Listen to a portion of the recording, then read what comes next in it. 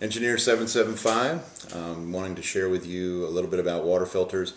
On our property, we've got all different types of sources of water you've seen in other videos. When we bought the property, it was only city water, and so we've been adding different water sources. First we added the spring, then we added some hand-dug wells, then we had the pond and a ram pump, and we've just continually added. Now we have a regular commercial well, and we have rain catchment as well. But a lot of times I tell people that, you know, if everything fails in terms of your pumps and your solar or whatever, you're going to need to have access to water. So this is kind of a worst case video where I'm going to take some water, and you'll see shortly where I get my water from, and we'll show you how we're going to filter it.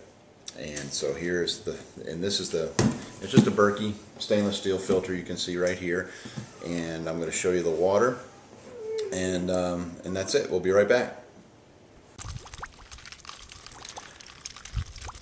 This is the water source. It's not a very good water source.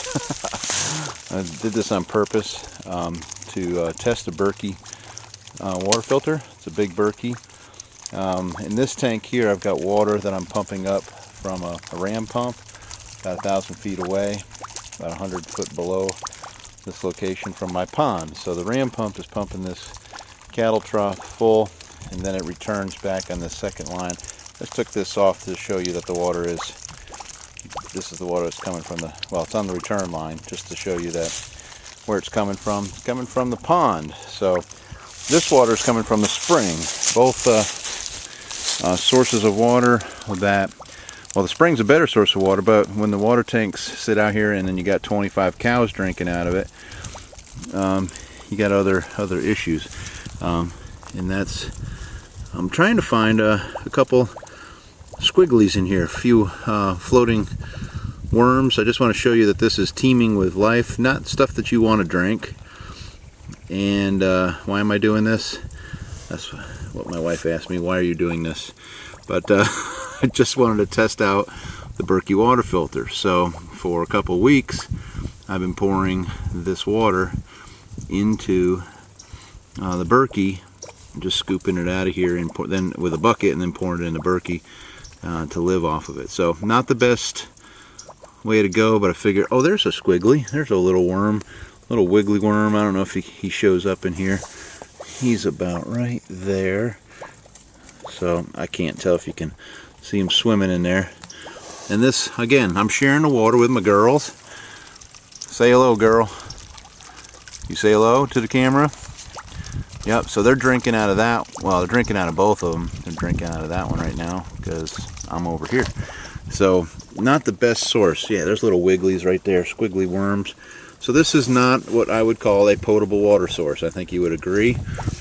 And so what I'm doing, just going to run a bunch of this. Well, I have been running this. I'm going to run, I don't know, maybe at least 3 or 4 days worth of this water into the Berkey water filter, and just to prove that I guess I don't get sick. You might say that's not a very smart test, but again, with everything that we have and everything that we're prepping for, we should be testing our preparations. I'm just testing a backup to the backup system in terms of filtering water. Our goal, and the other good thing is my wife's a pharmacist, so we do have some antibiotics in case things don't work out so well for me. But that's sometimes what Dad's got to do, and be the guinea pig.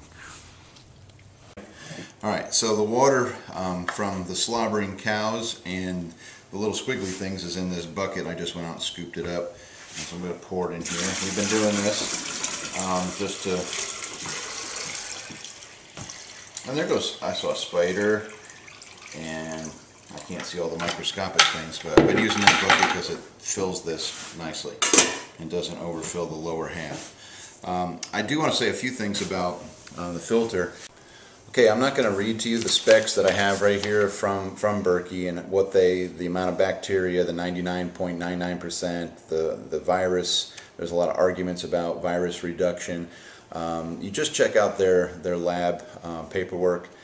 So all the inorganics that you don't want, say you're on municipal water and you want to get rid of that chlorine, it will do it. Heavy metals and all the VOCs, the volatile organic compounds.